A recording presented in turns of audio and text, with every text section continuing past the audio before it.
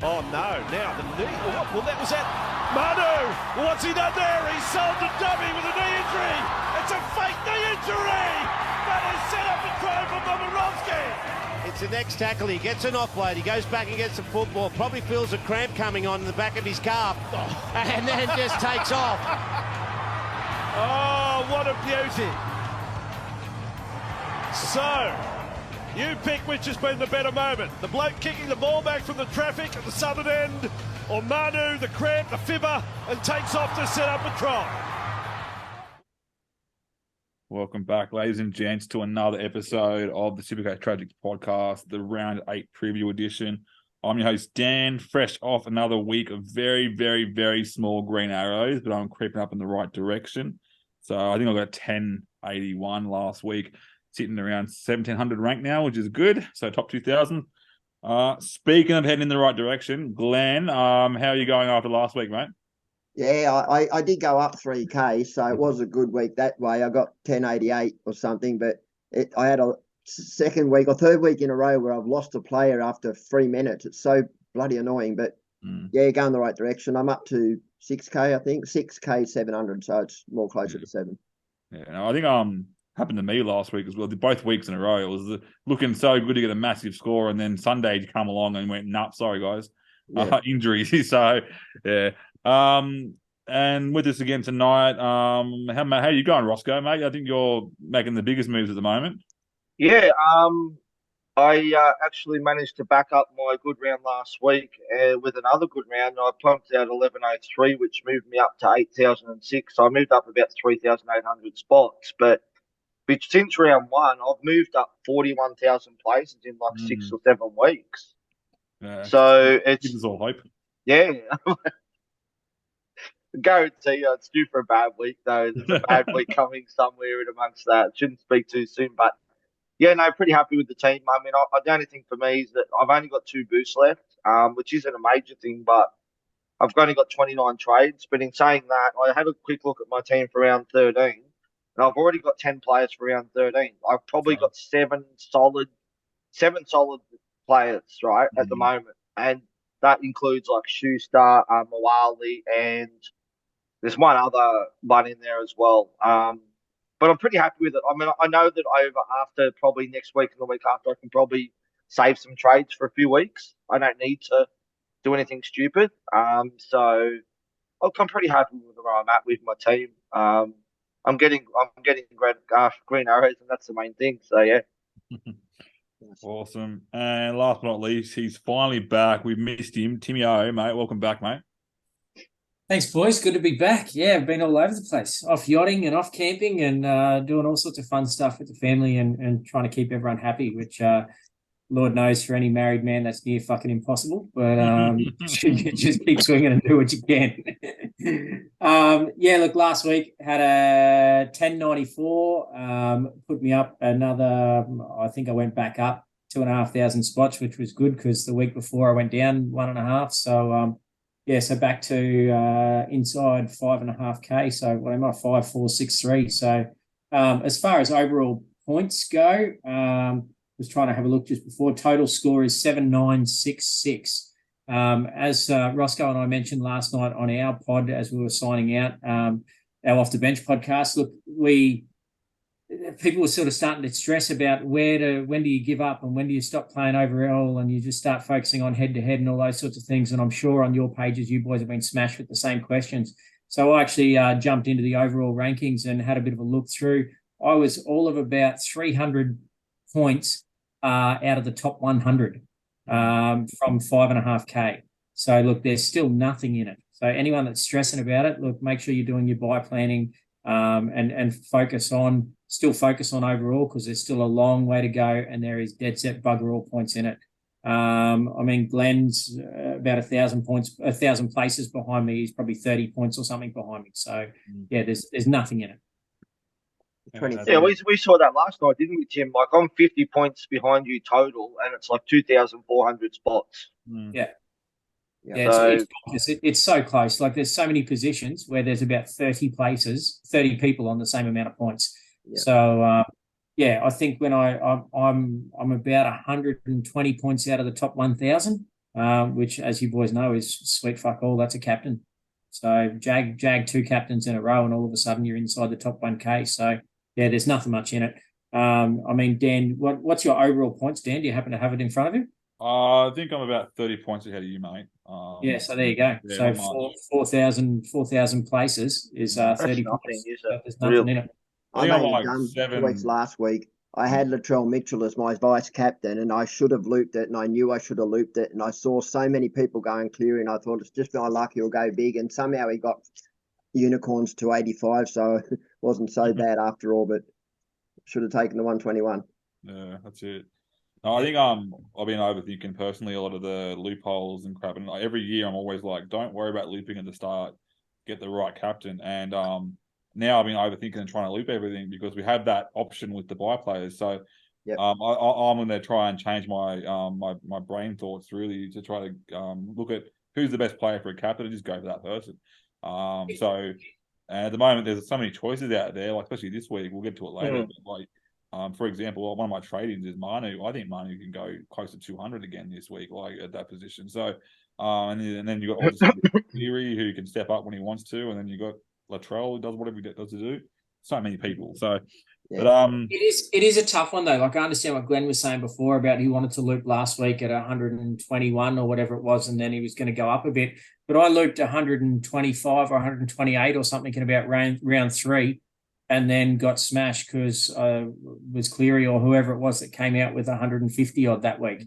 So I went, yeah, I'm looping, and it was crazy not to. But at that stage we were all sort of still saying, look, you normally wouldn't loop under 130, 140. And I went, well, 125 was pretty close. So I looped that and then still got done and got done in it. I think I ended up winning like 4 out of 10 head-to-heads that week. It was bonkers. That was me last week when I looped Trell. The reason I didn't loop, by the way, was because I had Aiden AKP to play after it, and I was worried about his 8 and then end up getting 60. My lowest pay on the bench was 49 or 39. Which was I had the same idea as you, Glenn, until I looked at who I had left, and I didn't have AKP because I'd sold him to Graham, but I had Brendan Hands.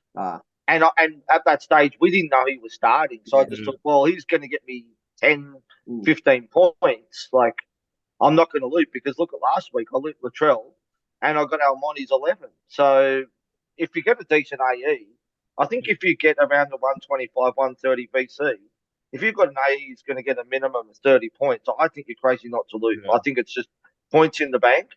And I'm disappointed that I looped last week. But like we had this conversation, Glenn, that, you know, who's to know that Cleary could have done that? He could have gone out and got concussed in 2 minutes into the game. Like, do you know what I mean? That's just one of those things. Yeah, I like finally, like last week was the first week I got the worst choice vice captain. Every week I've had a vice captain that was around a loopable potential option, and my AEs were all looking good last week, but every week before that, the AEs were like 11s and 8s and terrible. So that's why I've been like, I was so annoyed that I chose the wrong AE last week, wrong vice captain last week. So, but all good. We'll move on, guys. So we'll get to the next segment, which is Tragic's overall group. So holding on to first place, the Elite by name, Elite by nature, sitting in 8th spot overall for I think the 4th week running now, doing great work there. He was second last week, dropped back a little bit, but still looking pretty good in the running there. So, what did he score this? What did he score this week? Oh, he got low thousands. I'm pretty sure from memory. I think it was like 1,034 approximately. So, yeah. So, and we have a new number 2, guys. That's Get Slapped, sitting at 82nd overall. Yeah, some of the names are just cool. I love that. Awesome. All right, we'll move on to the first game of the week, guys. And I'll start with you, Glenn. Rabbitohs and Panthers, mate. Who are the people here maybe you'd sit, start, and avoid? Well, we know that playing against either side that the backs tend to get lower scores. So I wouldn't be playing Taruva if you didn't. Toho, I'll be playing. Obviously, we'll play Cleary. From the Bunnies, I don't know. I wouldn't be playing any of your backs, but I would be playing Campbell Graham. I would be playing Cook and Murray. Yeah, this is going to be a good game of football, actually. I think Penrith will win it, but the only one I wouldn't play is Taruva, mate. Yeah, I think when you're saying you want to play these players, you don't want to play these players, and I think the players you picked for reasoning, just for our viewers to know, is you're picking the players with good base. these are the ones that are not relying on attacking stats. Like Taruva's got average base. I think he'd probably get around 34 in this game, around there, unless he gets a try. But Toto has a much more heftier base, can probably score at least a 50 for you. So there's a reason behind that. And Campbell Graham is very similar to Toto in that way, with a lot of base there, Glenn. Just on that also, so Toho and Critter will be running at Tass and Johnson, which I feel is an easier matchup than on the other side where Taruva will be running at Campbell Graham. So the defence on that side is a lot stronger. So that's the other reason why I wouldn't play Taruva. Not to mention that Togo doesn't pass the ball. That's it. Yeah, that's exactly right. All right. So I see this game personally. I've actually tipped the Rabbitohs. I think this game, they're paying $2.50 to win this game. I think it's going to be a very close one. I think Rabbitohs get up. Panthers have not really shown me, like, they had 2 games that were good, but they were against pretty weak performing teams. I was obviously hopeful of those 2 games, and then I'm looking more realistic about it and going, I think Panthers are where they should be, and I think South will get them at home. So I reckon I picked them 1-12. So next game, we'll go to you, Roscoe. Eels versus the Broncos, mate. Sit start, Void. Geez, yeah, I mean, for the Eels, I mean, Maddo, how good's he going at the moment? He's a good trading this week. I think Will Penasini's a good option for this week too. I don't think you're going to get him much cheaper than what he is now, and he's got a low break even as well. I wouldn't play Sivo. If you own Sivo, I wouldn't be playing him this week. For the Broncos, if you own Cobbo, I don't think you're playing Cobbo this week. I don't think you're playing Farnworth if you've got him. But, like, we're talking a couple of decent centers here. You take out Taruva and you take out a couple of others. I mean, you've got to play someone. Like, you know what I mean? Like, there's people who are going to have all these players. Like, you guess you just got to look at their scores against these teams currently and their base and all that sort of stuff. For the Broncos, I mean, Payne Haas, I mean, Jesus, he's just going strong at the moment. He's high up on the trading list again this week, as he should be. Obviously, Reece Walsh. I want to have a chat about Reece Walsh because I know there's a lot of people out there selling him this week. I know he's not on their list, but I feel like he's a hold for this week. I think Eels are leaking a lot of second half points, and that's where Walsh is scoring a lot of his. And I think that anyone who has Walsh is crazy to trade him out this week. Yeah, I agree with that. Especially, I think Parramatta are very, very good at leaking points to fullbacks. They have a habit of doing that. And I think it's because they are a bit. They got the big forwards in the middle there, so I think they get a bit tired towards the end of the game. That's why they're leaking points. And I think the stars are aligning. Walsh gets all his points second half, and Parramatta give all the points away second half. So I think that could be a pretty decent score. I think he's a captain option this week. I know or a vice captain playing the second game, but I like Walsh a lot. I think last week I had a few people ask me about they wanted to get a pod captain because they had Cleary as vice captain, and he's like, I need to do something different with my matchup. And I was like, if Cleary goes big, have him as your vice captain, and that way you're not missing out on that big score because everyone owns him. And then have Walsh as your captain. Then it turned out pretty good. I think you got just over 100 there. So I'm thinking I missed out on Walsh, and I'm regretting the hell out of that. So it's a tough one because I mean, if you've got Latrell and you've got Walsh, which I know a few do, I mean, obviously Walsh I would hold over Latrell, but Latrell can go big this game too, and he has got a decent average against the Panthers too. Yeah. But if you are going to sell between those two, I think I would sell Troll and not Walsh. That's only my opinion. I think that when it comes to points, I can kind of maybe, but you got to look at the break even. What's his break even? Like 5, Latrell. So yeah, something pretty low there, I'm pretty sure. So can I just chime in there? I kind of agree with you, Ross. Look, I agree in this game. I think Walsh will do well. But if you look going forward, the Broncos draw gets pretty tough. So does it for Latrell. But the thing about Latrell is he's got a better base. Even though he's lazy, has a better base. You'll see a lot of the stats that come from Walsh are from attacking stats. But geez, he's been incredible. He takes that ball right to the line where you have to defend him, and he opens up that spot, doesn't he? And I'm in that position this week. I actually have Latrell and I have Reece Walsh, who both.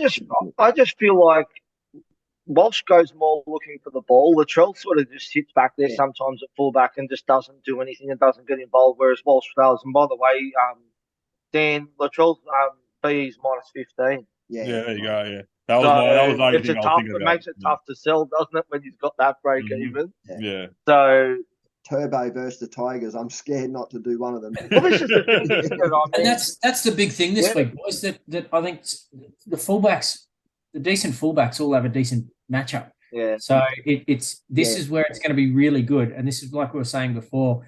Don't start shooting yourself in the foot yet for overall, because this is the sort of week where you can make 150, 200 points.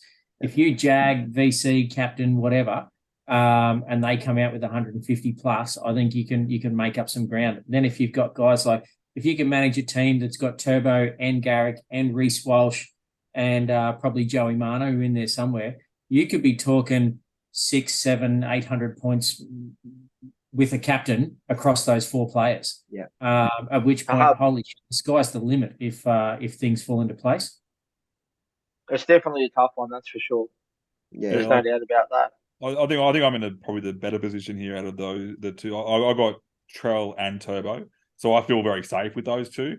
I'm disappointed I haven't got Walsh, but I haven't got that kind of conundrum of Trell and Yeah, no, I'm the same as you. I've got the same Dan, yeah. but at the same time, I sit back and go, bloody hell, I wish I'd have gone more David Carraz the other week when I was deciding between the two. But anyway, That's it. good old hindsight. It's a wonderful thing. That's it. All right, next game, Timmy O, Bulldogs versus the Sharkies, mate. Sit, hold, start. Oh, well, Nico, you're definitely No, he's a sell, mate. He's a sell. No, if you haven't got him, you're selling your left leg to try and bring That's it. And you're paying nearly $1 million for it too. Yeah, and that's the worst part. Like we were talking about this again last night on Off the Bench, Roscoe and I, and that if you haven't got Nico yet, it's almost a case of you kind of have to have him just for this game. And like this could be anything. This could be him being the top point scorer of all time. The speed at which Nico Hines scores points, this could be anything. And don't get me wrong, the Bulldogs have played some decent footy this season, but I think their team is just so decimated at the moment that you just don't know what's going to turn up and how much grunt they've got left. So, yeah, look, Nico, I'd be all over. A bit of a sneaky pod. I'd be still pretty keen on Britton Nakora. If you didn't have him and could bring him in, I'd be all for that. I think Ronaldo or Katoa, I'd be pretty keen on both of them as well. So, yeah, you can sort of take your pick. There's not too many Supercoach relevant forwards in the Sharks pack. I think if you've got Teague Wilton, I'd certainly still be holding him also. So I think either of the two second rowers or pretty much anyone in the back line, if you can make it work, I'd be keeping an eye on them, that's for sure. It's Katoa is certainly someone that that I'm looking at as a possible winger to bring in. So yeah, that's hasn't been playing as well as he has been, as he has in previous seasons, but it's certainly someone that I'm looking at. So the outside backs there from the Sharks. And you're not going to get him much cheaper than what he is now at 500k either. No, and that's exactly right. And when you look at what else you can get for 500k, I mean, it's him or Penasini. I think if you can go one or the other this week, if you're looking for more of a, obviously they're not cheapies anymore, but more of a budget centre wing in comparison to Garrick or Manu or any of those sorts of guys. I think you could get just about as much out of them this week as any of the others. Obviously not quite the same high ceiling, but if you're looking for 60 points plus, I think you could be pretty safe with either of those two for 500, 550, whatever they both are. Yeah, just quietly, I'm looking at just you mentioned him before, Britton Nakora. Just he's getting some bloody good scores this year. I was going to run him off now. So round one versus South, 46, pretty average. Then Parramatta 92, Canberra 81, St George 98. 54, 84. He's smashing out. His base, his lowest score 46. Like he's looking bloody good. He's sitting at a pretty hefty price now at 744. But I'm liking that as a sneaky little. If people are going Matto or something like that, it could be a sneaky little pot option there. There's one other player that we haven't spoken about, which is Savita Pangai Jr. I mean, he absolutely bursted. I mean, I don't know how that translated to Supercoach. I'll have to come back to you on that, but. Geez, just from a football perspective, I thought how good he was. And the other one that I was thinking as a sit start, this week I'm actually in a position where I have to sit one of my second rowers out, and I'm considering it being Preston. It's between Preston and Schuster. And at the moment it's Schuster, but versus the Tigers, I feel like he could score well. And just interesting Mm. as to who to sit start. I don't like any of the Yes. dogs in this game.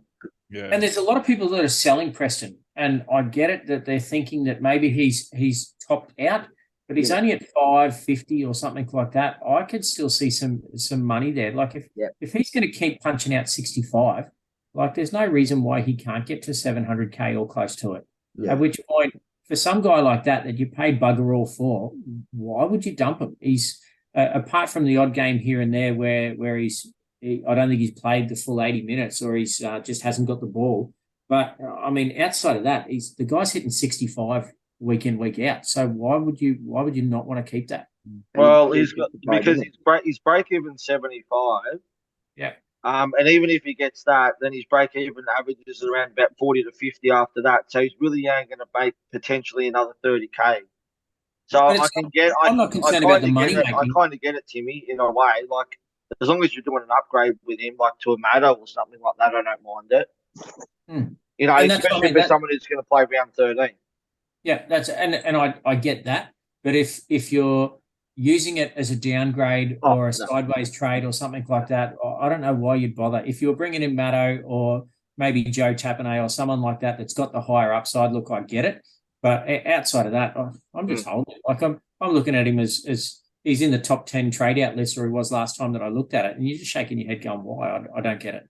Yeah, I think we say this a lot of times on the pod, don't we, Dan? If you're trading at someone like Preston, you've obviously got no issues anywhere else. Oh, of course, yeah. Yeah, better. Good luck to you if you got no issues. Legend. You know, I personally, I've got like 7 players available for round 13 at the moment, and I figured out if I do 1 trade a week, I can get to 13 and have that full team. So he's on my list of people to trade out, but I'll be prioritizing that list players that might have worse runs and targeting those players. And Preston, he's probably going to be my last trade out. I think he's not going to lose much cash, so I'm going to be prioritizing my list according to like break even or even their draw. So like an example, I think I was talking to Glenn before. I was saying I might go Munster to Brown as a potential one of my earlier trades, because the draw kind of opens up a little bit for Parramatta and closes down for Melbourne. But yeah, I think Preston's last on that list for me. He's happy to just plotting along for me, getting some scores, and if he does lose cash, it's not going to be much. No. So, can I just chuck it? That's sorry, the best Timmy. part about him making his 65 every week. Like, if his BE 75 this week, so yeah, he goes down, but he's just going to turn around and come straight back up again. Like if he loses 5k, he'll make 15k next week. So it's not worth the trade. He's the kind of guy, like you were saying, Dan. He's the guy that you would save until round 13, and then if Maddo doesn't play Origin, you'd go straight from him to Maddo or someone like that. I don't see there any point in doing it any earlier. Yeah. Just on that too. So after the Sharks, he's got Dragons, Raiders, Warriors, and Titans. So it's a pretty good draw. Yeah. It really is. You can see a couple of tries in there. Yeah, I just want to say that on that draw, changing the subject completely, but you kind of brought it up there. Are we calling the Warriors an easy draw now? No. They're looking good in defence. They're so like I'm playing either Warbrick or Taruba this week, and I don't want to play either. I'm nervous because the Warriors are doing good things on the defence side of things. So I'm leaning towards Warbrick, playing him just because they're playing in Melbourne, and that's the only thing I'm putting down to. I think Warriors are really changed. They've turned a corner. So, alrighty, Glenn. Next game, mate. Cowboys versus Newcastle. 6-0. Yeah, well, I mean, everybody's against me on this, but I'm going for the Knights. I think the Knights will win this game against the Cowboys, even though it's at home. People are still hot. I mean, I'd play Holmes, obviously, but Marzu, Best, Miller, how good are the 3 of them going? You know, like I just think that, especially Marzu and young Miller. Both of these will play in the in the round 13. But the one thing I wanted to mention was I've had a lot of people saying to me, I need somebody to bottom out to, you know, like a bottom dollar cheapie. And I don't know what his job security is like, but Judge Gozgowski, have you say his name? He's playing second row because Lolo's out, which means that sorry, I've forgotten. Cohen Hess has gone from front row into the front row, opening up that spot for Gajewski on the second row spot. Yeah, so if you're looking for money and you really need someone to trade down to, there's an option there. Yeah, you're supposed to say spoiler alert before that, mate, because that's my trade later on, just quietly. Oh, Just say jet ski. It's This easier. is really this is really funny because in our chat group we've been scratching our heads going, why the fuck is everyone going the jet ski? Like it might be a 1 week play at best, but and it's interesting that you guys are all over it, and the 5 of us in our chat group are saying, just shaking our heads going, well, we were talking about it before the pod, me and Glenn, and we're thinking like, why did he get named in the first place? Because Lolo's out. How long is Lolo out for? 6 to 8 weeks. Yeah. There's some potential, and Gajewski has got some NRL experience. He has shown that he can play a pretty decent Supercoach friendly game. Yep. It's just his job security that makes me nervous. That's literally it. And if he's got that spot because Lolo's out for 6 to 8 weeks, I will play that, and that's another player for the buy round that I'll play. And I'll just add on to that. How long's Helam Lukey out for? Because I thought Helam Lukey was only a short-term issue, at which point surely he comes straight back in. I thought he was out for a while. I thought he was out for at least 4 weeks or something, wasn't it? I'll look that Sure, up. it was longer than that. Yeah. Well, don't put a Don't put your house on it. Yeah, no, don't put a damper on my trade, man. Like, I needed to have someone to downgrade to so I could turn AKP to Manu. So I should know better than to bring logic into this place. I won't tell you that he's back next week, man. Well, I'll just add to that. The one upside to having him on the bench, though, is that if you don't need to play him, he probably will start and play 80 minutes in round 13 because the Cowboys will lose a bit of Nano and a few players out of that side. So good call. There's that. I mean, look, I wouldn't be doing it unless you desperately need money. But if you're looking for money, that is an option. That's why I brought it up. My point was I'm not trading out Holmes or a Garrick to get to Manu, but I want Manu, so I thought upgrade AKP, and this is the best way to do it. So to me, those trades make sense. Awesome. Lukey's back round 10. Okay, according to this. That's right. A couple of weeks there. I'll deal with it a couple of weeks there. Then in 3 weeks after that, the buy round, and I get an 80-minute second row. So not the worst thing for me. All good. Next game, Roscoe, Dolphins versus the Titans, mate. Anyone here you want to start? Fins up there, Timmy. That's it, mate. Fins up all the way, mate. I might have to convert the way the Tigers are going at the moment. I'd be questioning it. I'd just be doing it to pay the guy some money. No, there wouldn't be anyone from either team, to be honest with you. I think you'd play anyone that you've got in both these teams, to be honest with you, except for maybe, Lumi or something like that. But I think, obviously play the Hammer. You'll play, I think you'd even play ATP this game if you had him too, I reckon. If it was down between him and Taruva or something like that, you'd probably play AKP. I've still got Tino at the moment, but I'm going to sell him in a couple of weeks probably too. Obviously, play him. I mean, Fafita's just been in beast mode. He's a genuine, if you want a smoky captaincy option or a VC away from Cleary or Hines, I think he's a genuine option too. But other than that, I mean, what would you do with Osako? Now, I know he plays 13. Do you hold him or do you sell him? It's a tough one, isn't it? Because he's starting to leak cash. I'd hold myself. I think I sold Hammer a couple of weeks ago, and it was really only a trade that I just sort of had to make. I think I went Hammer to Marju, but I felt really uneasy about it at the time. And I mean, Marju's got some good scores since I brought him in, which has been helpful. But I mean, the Hammer scored pretty well as well. I think the week I sold him, he hit his top score. So yeah, look, it's a tough one. I'd be holding both of those guys. If you've got Hammer, I'd hold him. If you've got Osako, I think I'd hold him and hold them both till round 13. I think they could be guys in round 13 that, regardless of whether they're playing a crap team or they're playing a decent team, if they're playing a decent team, then chances are they're missing a few players, at which point those sorts of guys thrive off that little bit of extra speed. So, yeah, look, I don't know. You get guys like that could be a sneaky VC or a captain option in round 13 and might make some difference. So, I've got Hammer. I've got Hammer, and I'm definitely not selling him before 13. There's no way about that. I mean, the bloke's scoring tries nearly every single week.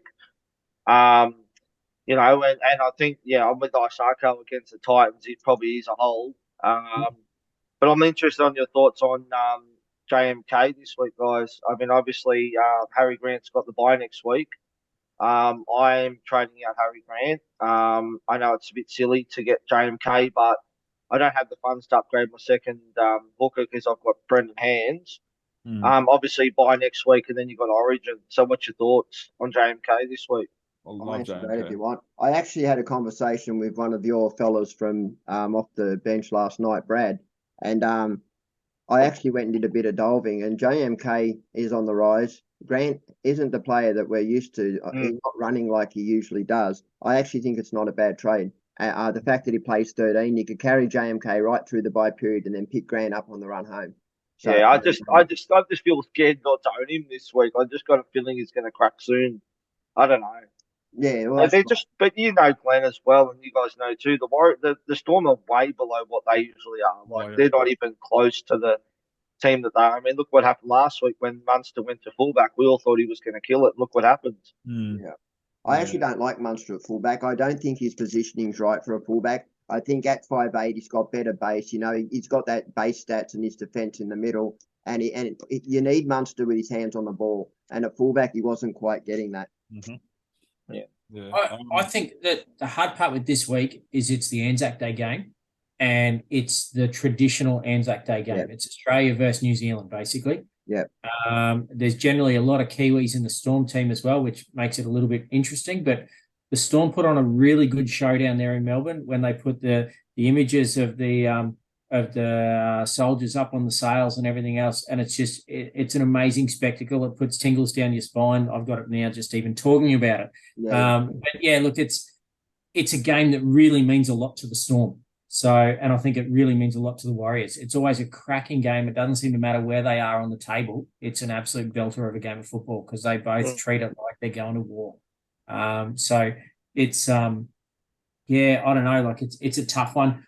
I could see Harry Grant scoring really well in this game. At the same time, he's penciled in for me to trade out to JMK this week.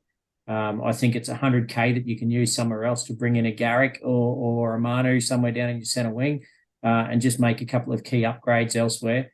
I think long-term JMK is playing much better than what Harry Grant is at the moment. So if you're not looking at just a week-to-week thing, if you're looking at a 6-game down the road thing, I don't think there's going to be much that separates the two of them. One of the reasons I feel like JMK is doing more than Grant is that in the Storm side, you've got a lot more strike. You've got Hughes, you've got Munster, you've got Meaney, you've got Grant. When you look at the Dolphins, they're a really good defensive unit, but they're not really a good attacking unit. Apart from Azarko, Hammer and JMK, there's not much else on offer in points. So I agree with that. I actually think it's not a bad trade. And, I mean, I was looking at Robson at some stage, but he's just been chunked this year. Yeah. I think that's because the Cowboys have been junk. I think that the deficiencies that the Dolphins have in the halves is the extra attack that they've got at the 9 and 9-1 and in their outside backs. Yeah. The other thing with the Dolphins this week is they've got Kafusi back. He's back from his 4-week suspension. I think that's going to make a big difference to that side as well this week. Yeah, I think so. I think for the whole 20 minutes he's on the field and then gets sent off again. They love a suspension. They love a suspension, don't they? They've got a player come back from suspension to replace another player who's suspended. Love it. Oh, I love it. Alrighty. So I don't even know what game we're up to. Manly and Tigers? I've got it written down, mate. We're good, mate. We're good. Oh, you'd just start all your Tigers players, wouldn't you? Just so you could kiss your season goodbye. Luke Brooks captain. Captain. I tell you, the only player I'd captain from this team right now would be Dewey. So I could loop. Right, Timmy, mate. Manly versus Tigers, mate. What are we thinking? Oh, mate, let's be honest. I think if you've got just about any Manly player, you're playing him in this game. I think you'd be all over Olakau'atu. I think Turbo or Garrick are solid captain options this week. If I've got both, it's dead set going to be a toss a coin. I think Turbo might have more upside than Garrick, but at the same time, if Manly put 50 points on, then Garrick's going to ton up in goal kicking. So it's not to mention probably get a hat trick or something of his own. So I don't know, it's a little bit controversial. I'm leaning more towards Garrick as a captain option over Turbo this week, just as a bit of a pod play because I think everybody else is going to be all over Turbo. So Yeah. Look, Schuster's an interesting one. I've played Schuster a couple of rounds where everyone just told me I was absolutely fucking bonkers. Unfortunately, he didn't score so well, but I think they were playing the right teams where he should have scored well. So yeah, it's a tough one in that when they play the crap teams, you think he's going to go well and just doesn't get his hands on the ball, or whether or not he's trying too hard. I've got no idea. Obviously, he's been missing for a little while, so he sort of feels like he's probably got a point to prove to keep that number 6 over the Johns boy. But yeah, look, I don't know. It's everyone's saying play Schuster. At the moment, he's not in my 17, but yeah, I don't know. It's still 24 hours out from kickoff. Yeah. For the round, that is. Yeah, well, we'll go around the grounds this one because this is going to be a topic of discussion, I reckon. So, Schuster, what do you guys? I'll go to you first, Glenn. Start. What do you reckon? Well, it's a debate that I'm thinking, but I think I'm leaning towards playing him. And I just thought there is one Tiger you should be playing probably this round, which would be if you own Stefano. I mean, I don't know how you've got your bench set out, but I've got mine set out so that Stefano has to kind of play this week. But I'm going to throw something here that nobody's going to agree with. I'm putting a bet on this week, which is Garrick first try score a turbo anytime. But the other bet I'm putting on is Tigers at the line. Laugh now. Next week we'll come back and readdress this. I think the Tigers can hold Manly. I think the game that they had last week against the Storm, there was a lot of emotion in that game. And I just don't know. I think they might underestimate us playing at Campbelltown. 10.5 start. I reckon Tigers can keep. As in Manly only beat them by 10.5 Can points. Can I just laugh now? I'm sorry, Glenn. That's all right. I expected it from all of you.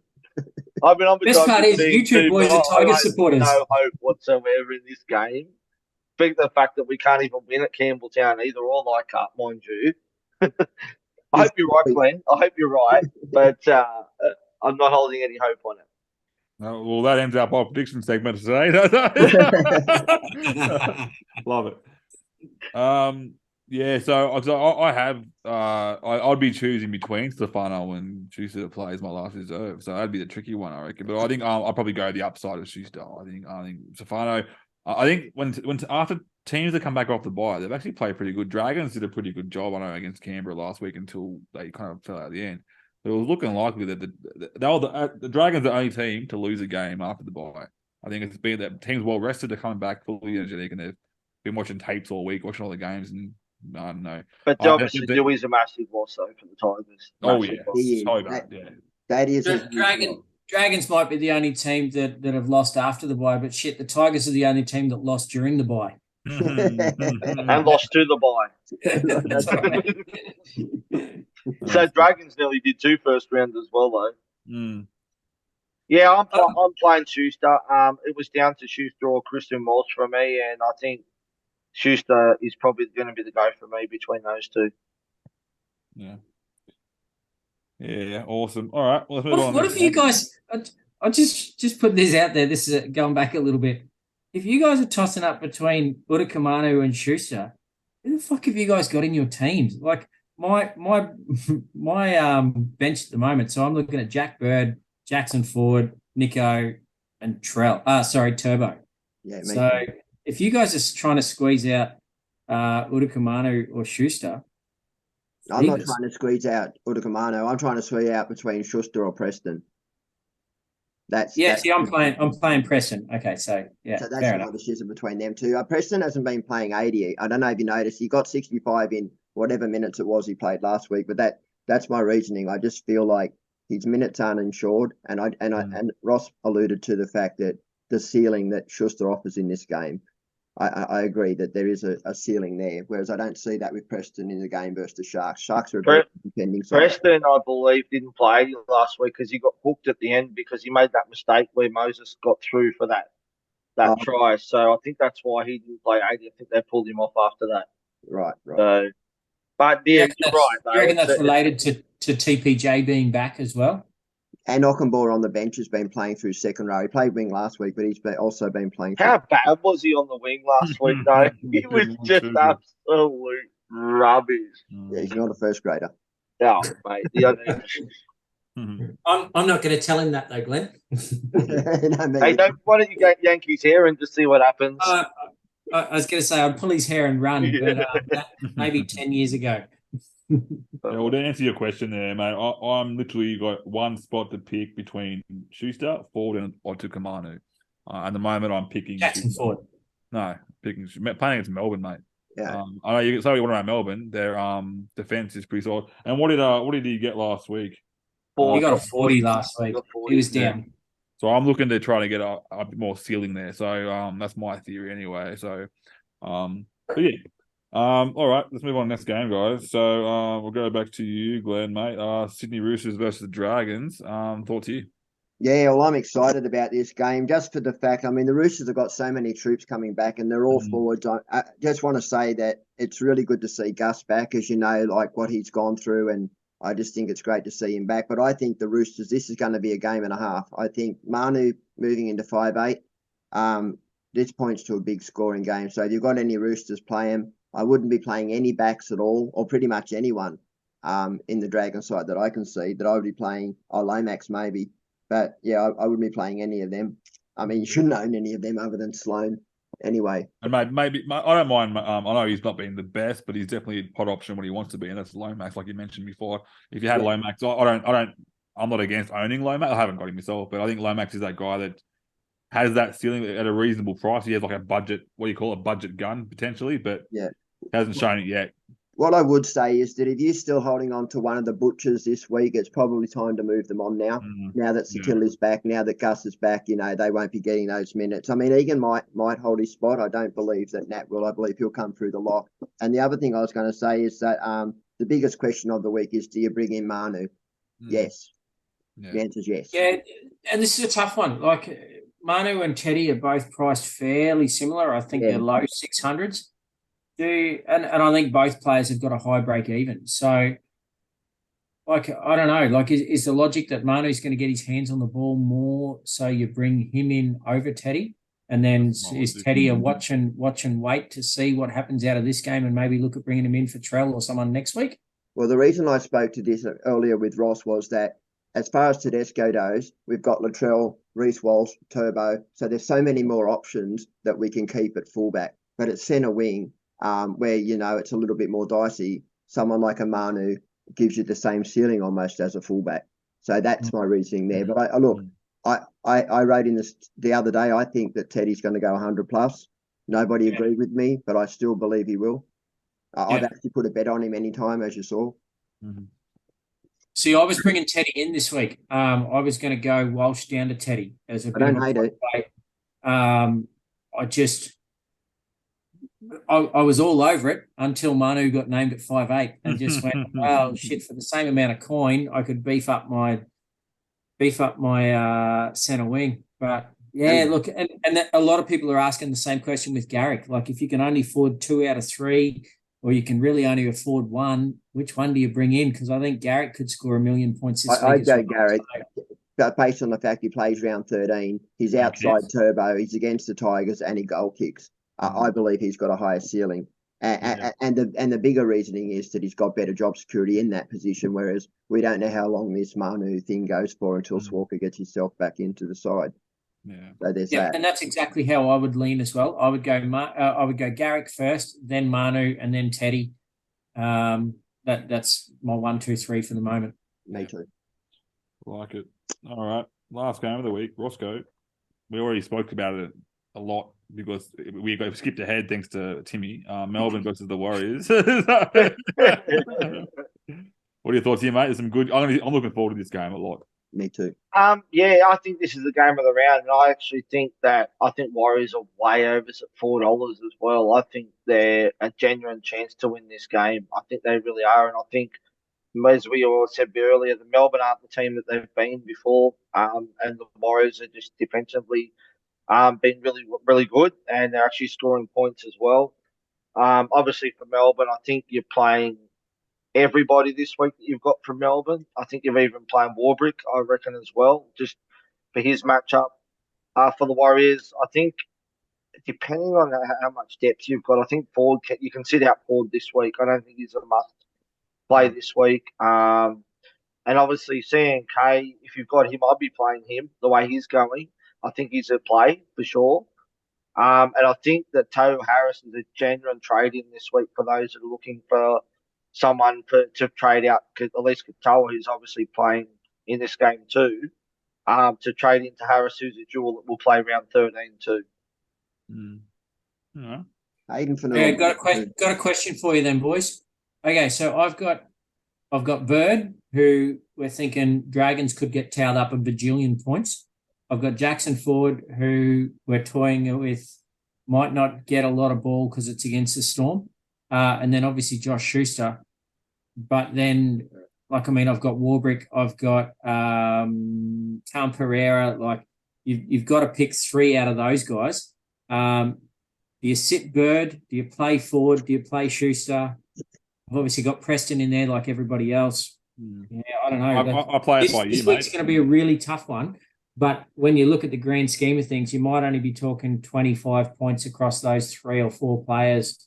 That's the difference anyway. Yeah, I play it by you, mate, because most of these players you just talk about played the last 2 games.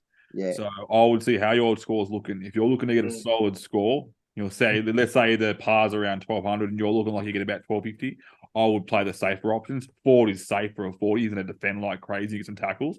I think you choose the riskier ones if you're needing to make some extra points up. But I think there's so many games, so many players who just pick then they're actually playing the last 2 games. You can make your mind up later on and see how your team's playing on. That's how I always play off the cuff stuff. That's how I play. Glenn? Just on Pereira, I was going to say he's interesting because I actually think of all of those, he's got the highest ceiling. But of all of those, he's also got the lowest floor. Yeah, absolutely. So, and the Dolphins are a good defending side. But the Warriors, the Storm are probably one of the best sides at defending against outside backs. Although this year they've been a little bit sketchy on the wings, if you've probably noticed, especially down on Warbrick's side. Yeah. Well, that's what I was going to say. That's what I was going to say. So I don't have this dilemma because I don't own both. Do you play AKP or do you play Warbrick? If you had to choose between those two, it's a pretty tough one, isn't it? It's a tough one. I'm in that situation. So Pereira's running at Aiken and sorry, just give me a second to work out. If you want to keep talking, I'll just work out who's running at who. Yeah. And so, like, at this stage, I'm certainly not playing Taruva. I've sat here. I'm not playing Alamotti because I think that could be a cricket score. If I could work out how to get rid of Alamotti, unfortunately, like Roscoe and I talked about on Off the Bench last night, the guy just has not made enough money to bother selling him. Yeah. He's going to go up and down, but it's only going to be 15, 20K, give or take. I've got Lemulu, I should say, from the Dolphins. I say it like a French way, mate. I say it like Lemuelu. That's how I say it. Lemuelu. So I don't have the mustache to fix it, Dan, so you probably could do some tweaking or something as you say that. That's funny. Look at that. Yeah. Warbrick's up against DWZ. No, Cosy Montoya. WZ's on the right, isn't he? With, yeah, that's right. Yeah, I actually lean to Warbrick now that I've looked at it. Yeah, that's my option. My choice. Oh, I got no choice because I'm selling one of them, and so I had to play the other one. yeah. Awesome. And sorry, the hard part is, Dan, like for an extra 100K, you'd sell AKP over Warbrick. Yeah. Oh, he's got a lower break even AKP. He's still got money to make. Yeah. I'm selling him this week, but it's reluctantly, and it's because I can get him to Manu quite easily. Yeah, that's what I mean. It's the 100K that makes the difference. Or 80K, whatever it is. Yeah.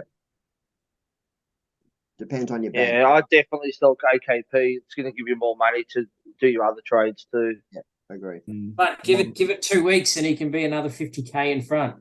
So yeah, you can also be 50K behind. You can also be 50K behind when he punches out 2 5s in a row. Yeah, that's it. Good.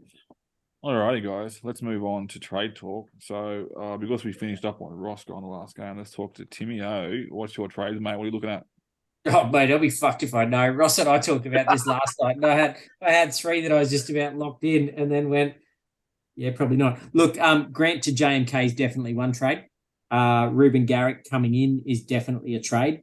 I'm still tossing up how I'm going to do that because apart from Val and Marju, my centre wing is worth all of about, I don't know, it feels like a couple of $100,000 between 5 blokes or something.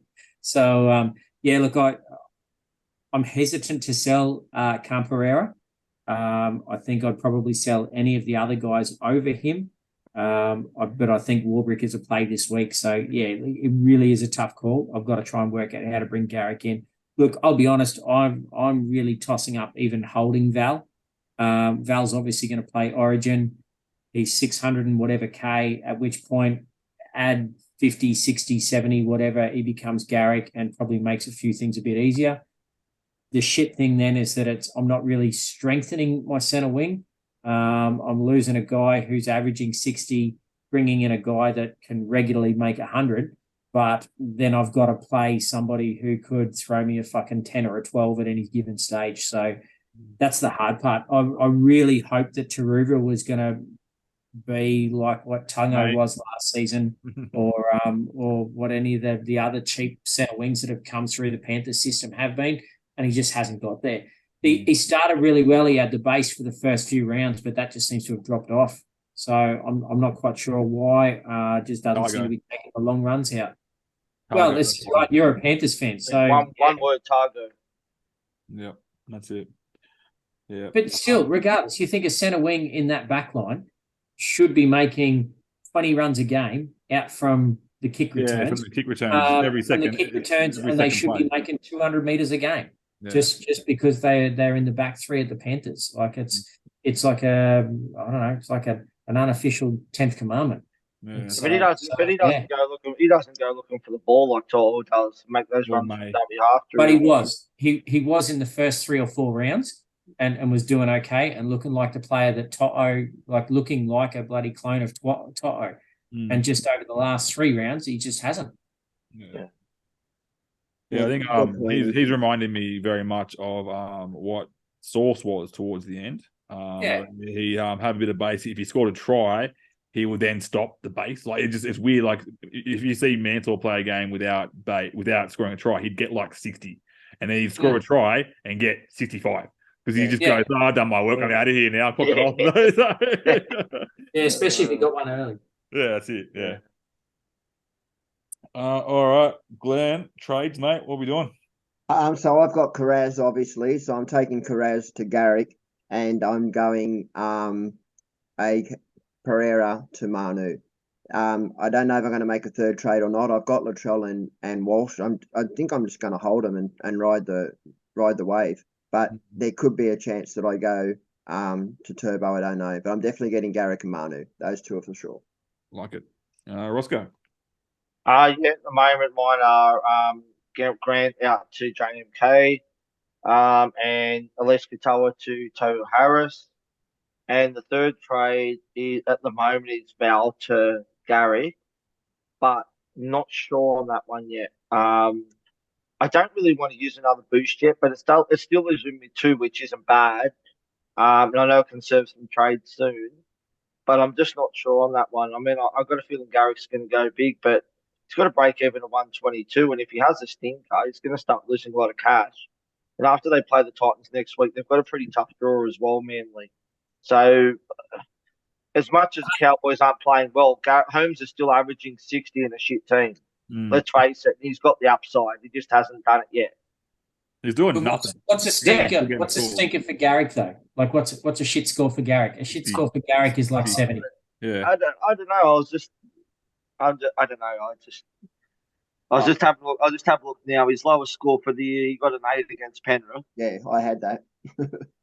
But he only played. Oh, that's right. He got knocked out that game with concussion. Yeah. But his lowest score other than that's a 71. So he's got an 80. He's got an 82 against Para and a 71 against South. So two decent teams. Yeah, exactly. Worst case scenario, he's going to drop what 30K, and at which point, if he gets 100 or close to it, then he drops a score, comes back up, he'll make his 30K back in no time. So it's a mixed bag. It's a mixed bag draw. West Tigers, Titans, Broncos, Sharks, but then he's got Raiders, Newcastle, Dolphins, and then he plays Para, and Para will be missing a few players. That's round 16, so they'll be missing a couple of players. So look. Come back to me on tomorrow night. Seriously. Alrighty, let's move on to my trade. So I am going AKP to Manu. Surprise, surprise, that wasn't already spoiler alert there. But to do so, I'm trading out Cartwright. I believe they're going to start playing silly buggers with that forward pack now. So I'm trading out Cartwright and I'm bringing in good old Gajeski. At the moment, I very, very reserved about who I bring in, but I think it's a number for the buy, I believe. I'll get that number, barring injury, obviously. And I got a few games out of him too. So it's a bit of a risk, but I think it's worth it with getting now my centre wings now, Garrick, Holmes, and Manu. So I feel like there's a lot of ceiling there in that team. But yeah. Is the jet ski is he dual or just second row? He's just second row. Yeah, he's just a second rower. So, but his price is right, and he's playing that buy.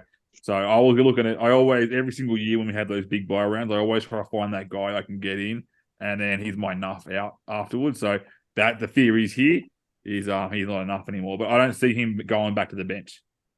But hang on a minute. We just had this conversation that Lukey's due back round 10.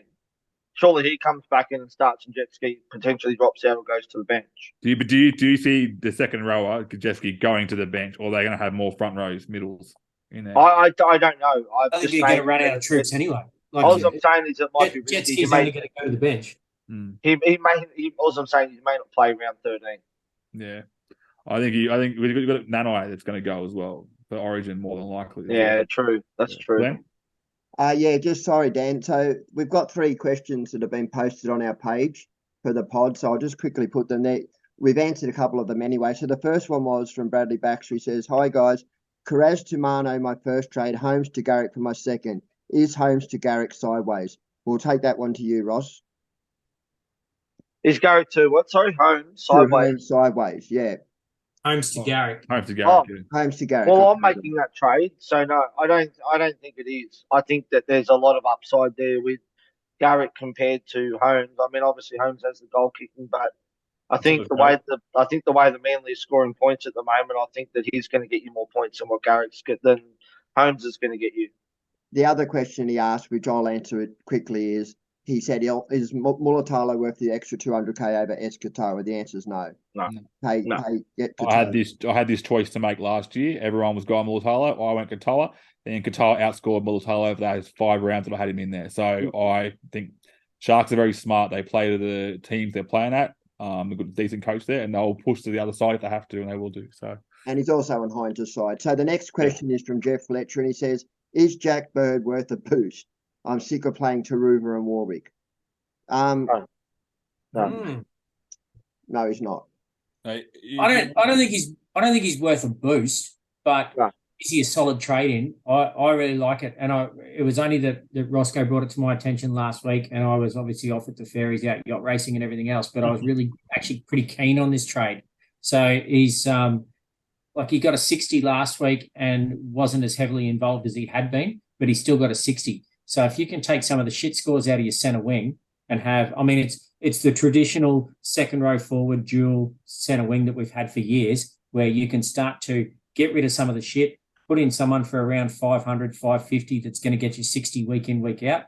Put it in hindsight, he's basically scoring as well as what Val Holmes is for 100k less. Yeah. So at which point I really like the trade. I'm probably I was even tossing up selling Bird this week and just gave myself an uppercut and said, no, you'd keep a guy in centre wing that's scoring 60 points. Yeah, absolutely. Not to mention too that he nearly scored a try on the weekend. You could have had 90 points easily. Yeah. So the last, but is it worth a boost? No, I don't think so. No, he's a trade in as Timmy said, but he's not worth the boost. He's not that important that you need to use a boost. Save the boost. The last question, which we've half-wide answers, is from Matthew Gibson. So he said 2 questions this week, if that's okay. Due to the matchup, would you play Schuster over someone like Ford or even Preston? We've already kind of answered that, guys. So if you listen to the pod, you've heard that. And the last part, he says, do you see Preston as a keeper or a stepping stone to a gun? He's a stepping stone to a gun. Mm-hmm. No doubt. Yep.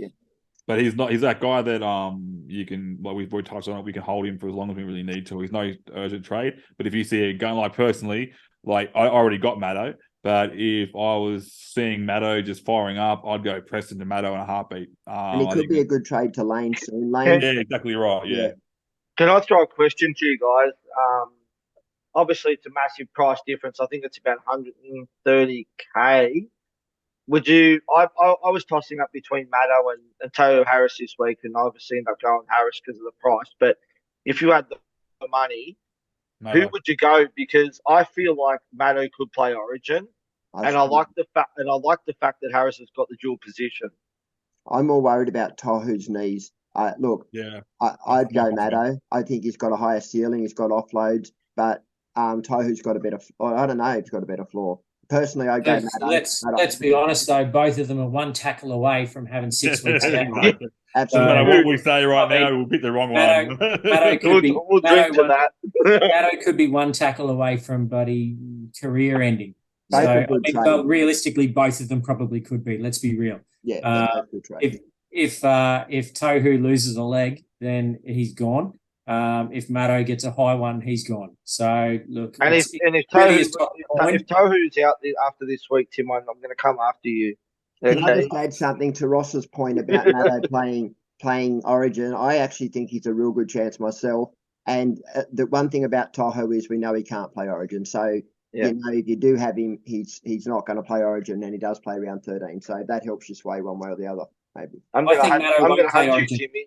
I'm going to hunt you, Timmy, when I come up for Magic Round if something happens to Harris. I don't think Come Maddo find you. plays Origin. I know this is going to be controversial, but I don't think Maddo plays Origin. I think Maddo's a smart enough footballer that he knows full well the more games that he plays, especially at that higher tempo, the more chance he's got of finishing early. Let's just put it that way. Yeah. At which point I think he will look after the Eels, and I reckon he will be one of the next guys that comes out and goes, until I get everything else sorted and I know that I'm super safe, I'm probably going to sit out rep footy for a while. Yeah, but hang on. Unless he announced his retirement, if they select him, he's got to play. You can't just turn around and say, "Oh, well, I'm not playing." He doesn't. he He can can do step it. down for He can do it, football. Jack Whiten, and go, Oh, look, I've got enough other shit going on in my personal life. I don't need the 30K top up. Because let's face it, Maddo's on pretty good coin at Para as well. Wouldn't surprise me if Brad Arthur and the hierarchy from Parramatta give him a bit of a tap on the shoulder and go, "Hey mate, we're paying out our ass for you. You wanted to come here on the big bucks, so you probably need to forego your 30K of playing for Origin, and you just worry about good old Parramatta." Can I just say, as a Queenslander, are you scared of Maddo? Absolutely. Don't get me wrong. He's a great footballer, and absolutely. If I was Ryan Madison, I'd be saying, I'll probably sit this one out. And there's a very good chance that conversation may well happen with the coach. Like I've he got no could doubt. say, "Listen, mate, thank you, but that would be if it was me, that would be a quite discussion." If you paid the fine at the start of the year, then I'd let you play. But you decided to have a few weeks off, so that's your Origin right there, mate. No. And this is it. I think if Para were top of the table and had points to lose or points to give away, then that's a different story too. But the fact that they haven't been really clicking to what we all thought or think that they should be, I think that has a bit to do with it as well. I think he just needs to go, look, I missed the first 3 rounds or 4 rounds, whatever it was. I've had some other time out. Like, the guy hasn't played a lot of footy for the blokes that are paying him $1 million a year or close enough to it. So I think he's probably just going to go, "Hey, look, I'll sit this year out, boys, and I'll just concentrate on playing for the Eels." All right, so I don't know if that answers the question or not. I think we went on a bit of a rant there. I think we're going to lose PJ. I don't have either Maddo or Tohu Harris in my team, and I'd probably like to have either or both. Now, I'll tell you right now, if you have to sacrifice more, like 100,000, if you're on 2 trades, for example, you've got to sacrifice more to get Maddo in. I think you probably may as well stick with Tohu. I think there's that sacrificing. Was that how many points you're going to lose sacrificing more to get Maddo, you know what I mean? Yeah. So yeah. And I agree with Glenn. Hold out for Lane. Yeah. All right. So let's go to vice captain. So we'll start with you, Glenn. What are we looking at? Yeah, so it's pretty generic, mate. I'm going vice captain Hines, but don't be surprised if there's a late straight captain Hines. And if I don't straight captain Hines, then I'm going Garrick as my captain. Awesome. I Roscoe? really like Garrick this week. VC Hines into Garrick or Turbo. Yeah. Haven't decided yet. Tim's persuaded me to maybe look at a pod. I know. So just a bit of an idea. So Turbo's currently 7.8% captain, and Garrick is 1.5% captain at the moment. Nice. Awesome. Timmy? Until everyone listens to this podcast, of Yeah, course. that's right. And it's just going to flip. Look, I can't go past what you guys have said. If you want a sneaky one, maybe look at Manu, but geez, that's a balls to the wall captaincy. But he really could be anything. And book him, Dano, lock it in. Lock it in, son. Yeah, so I'm looking at the VC on Hines. I think will be very highly VC'd or highly captained. So I'm looking at. I don't want to miss out on those points if he does go. But I will make my mind up. I'm leaning towards Turbo, but I'm more making my mind up on my head to head and how I'm going. If I need to make a late switch, it's going to Manu. I feel pretty confident in Manu. I just think I'm nervous. I'm less confident as I keep talking, but I think it's a pretty solid captain choice there as a bit of a pod move. So, but if I'm looking like I'm going to win, I'm going to stick to the captain that they picked. So, awesome. Can I throw just a quick before we wrap up? Just a quick left field question. Something to consider with his BE of 125 or whatever it is. What's a fail for Mano for trading? Is an 80 a fail or is a 60 a fail? 60 to fail. Yeah. Yeah. I think it's 80. I'm buying happy into with the that. ceiling. Mm. Yeah. Yeah. It was a legit question because like if people will obviously be watching the podcast and they're going to be thinking, that's got all over Manu. But if you lose 50K on him after this week and could pick him up next week for 50K less and still playing at 5'8", it is a little bit of a tough call when you're looking at actual points per dollar, as I know Glenn likes to do. Yeah, that's right. Yeah, I'm liking the look of my team with him in there. So if I lose 50K, then I'll lose 50K. To be honest, I'm feeling like my team looking pretty good having him in there. But I wouldn't be happy if I captain him and he gets 60 points. I'll be pretty upset. To be honest, I feel like I'm leaning more towards Turbo or Garrick at this point, just because that Manly game looks pretty juicy, and I feel as though my head to head are going to be very similar. So awesome. All right, guys. I think that wraps everything up. Is there anything else we want to talk about before we go? All predictions. Come on. Mate, honestly, I thought we did a few with Glenn already. All right, we'll go around the ground and get some bold predictions. I got none. You seem to be all ready to go there, Roscoe. So I'm ready to go because we're all trading at AKP. Well, I'm not because I already have AKP to ton up and Fafita to ton up, and I'm going to call it Manu under 50. I'm going to go Sawali 90 plus.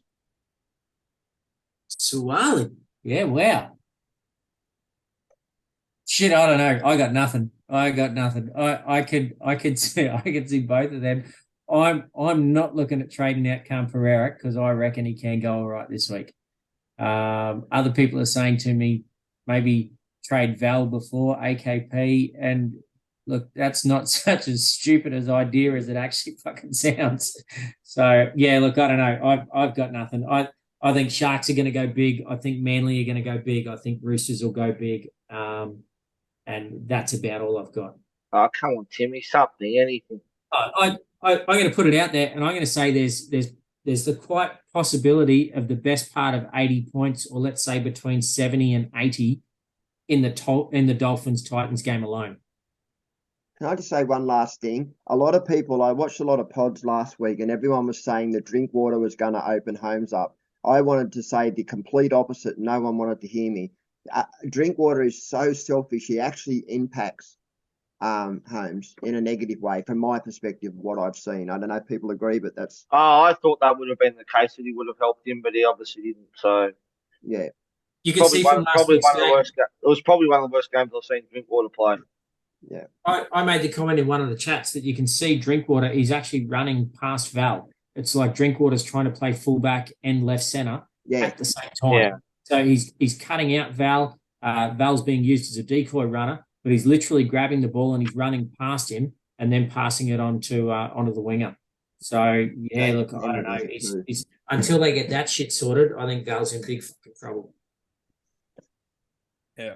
Well, my bold prediction is getting less bold by the minute because I was going to predict that we're going to lose our PG rating thanks to Timmy. Timmy's had a few F-bombs tonight. I'm going to go a bold prediction, but it has to be. It's not very bold, I don't think, but it's if I'm doing the both of them have to happen for this to be predicted. Rabbitohs and Eels to win.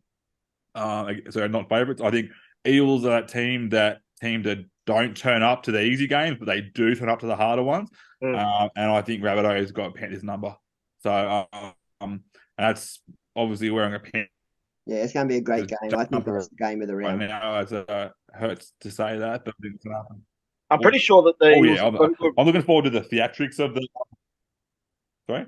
I was just going to say, I'm pretty sure Eels have got a good record at Darwin too. Yeah, I really like. I reckon the Eels are going to actually just turn up. I think because they have a habit of turning up against the Panthers and Melbourne. They have a habit of turning up to the big games. I think it's a mindset issue they have when they rock up to a game thinking it's an easy beat. They don't play that well. So I think it's their mindset is in the right spot, which it will be against the Broncos. I reckon they win. Sorry, Timmy. I got nothing. I preface it by making my team lose too, just so you know. And value bet of the round, get on the Warriors to beat the Storm. $4, isn't it? Yep, beat Manly. Let's go. All right, guys. Thanks heaps for tonight. Tune in next week, next Tuesday or Wednesday, I think, and we'll talk to you all then. Peace out. Thanks, guys. Bye. So you want to be a champion? Oh no! Now the knee. Well, that was it. Manu, what's he done there? He sold the dummy with a knee injury. It's a fake knee injury. Manu's set up a try for Momirovski. It's the next tackle. He gets an offload. He goes back and gets the football. Probably feels a cramp coming on in the back of his calf. And then just takes off. Oh, what a beauty. So, you pick which has been the better moment. The bloke kicking the ball back from the traffic at the southern end, or Manu, the cramp, the fibber, and takes off to set up a try.